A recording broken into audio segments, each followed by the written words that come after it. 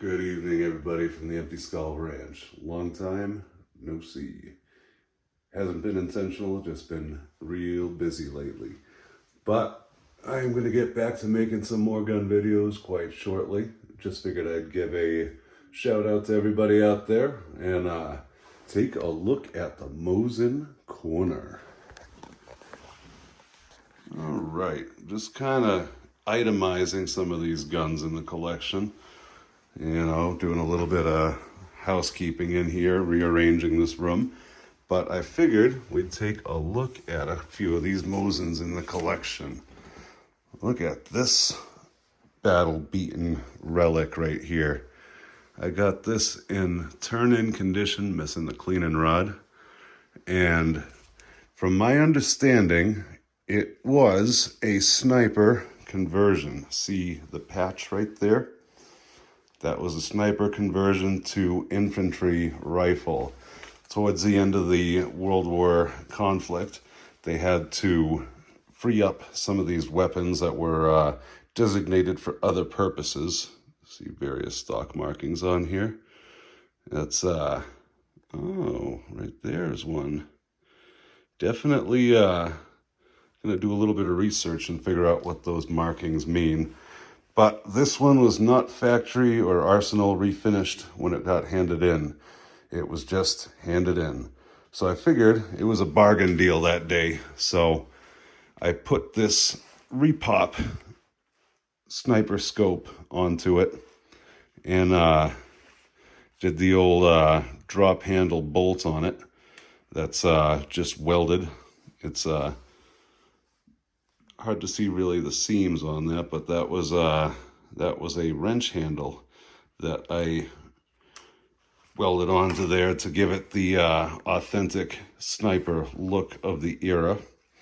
And it's got your European style reticle. There you see it. Enemy at the gates type of stuff right there. So this guy is you know, no collection's complete without your various oddities. And then we got right here the M44. When they kind of, you know, realized that with modern powder, they didn't need to have such a long barrel on the Mosin.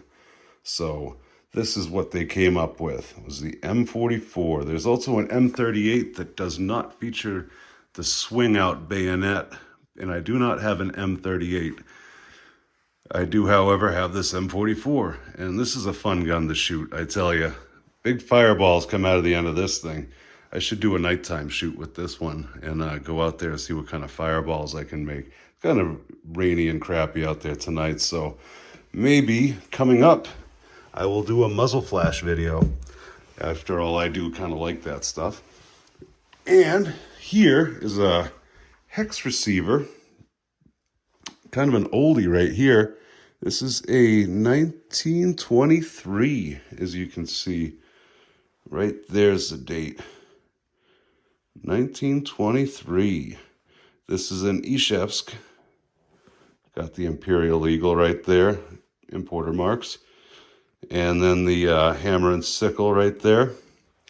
This is an example that's in quite nice condition for its age.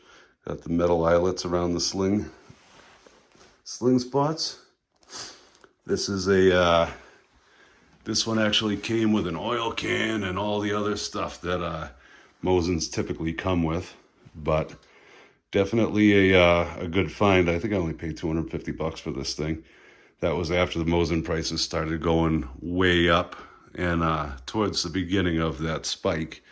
But to find a 1923 example, complete with accoutrements at the time, $250 is a steal. I know these rifles used to be a dime a dozen, but they are getting pricey now. And to add to one that I actually did pay around $100 for was this one. This round receiver, Tula. This Tula made in 1937, a year after my dad was born.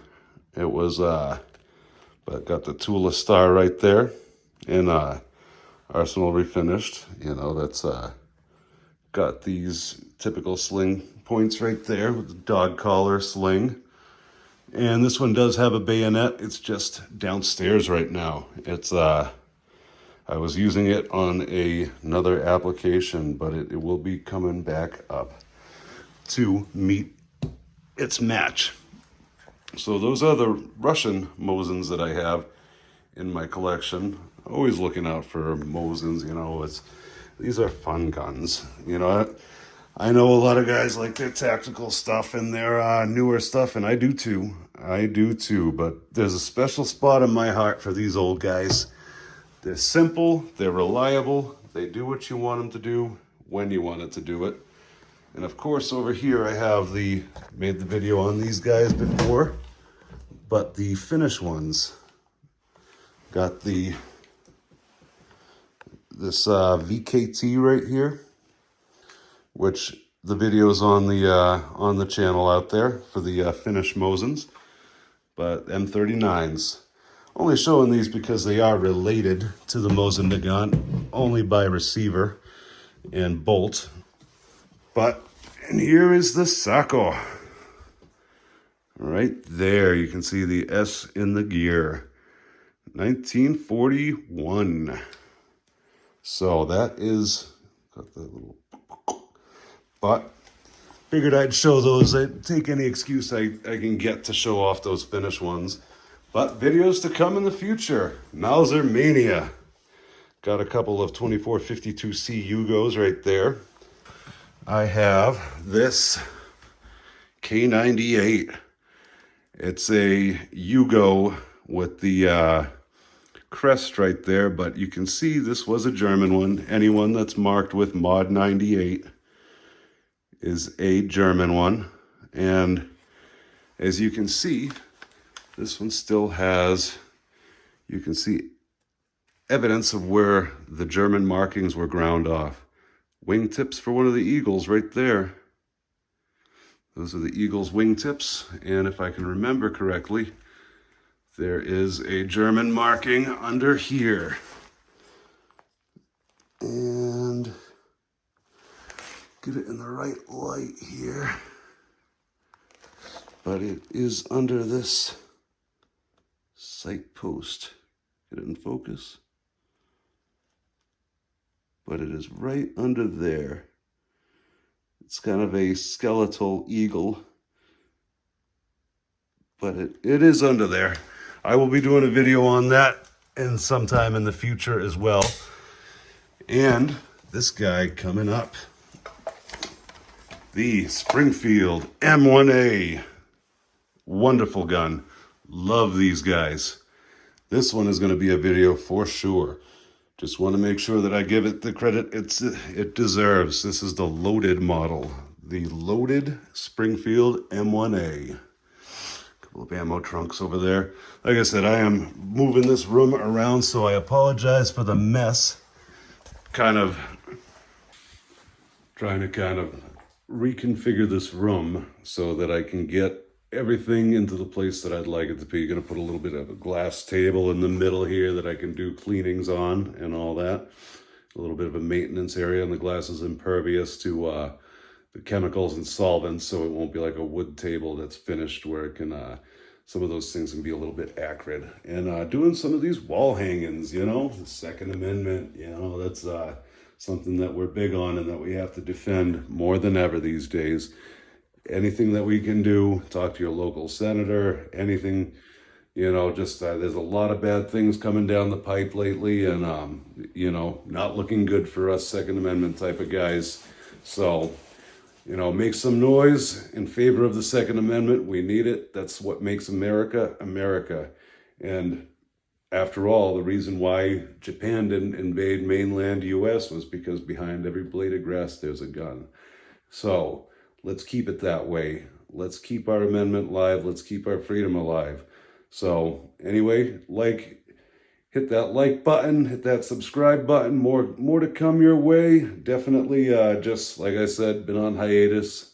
Things have been kind of busy lately. The weather hasn't been cooperating, and daylight being short. I get out in the afternoon out of work, and not much time to shoot a video after that. So I am going to make a concerted effort to get some material out there, some content. It's coming. Bear with me, guys.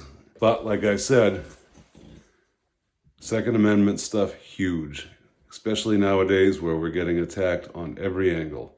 So I've been following this stuff, kind of biting my fingernails every time I see a new video coming out where yet they're trying to attack our Second Amendment once again. So anyway, give the channel a like. All right. Give our Second Amendment a like.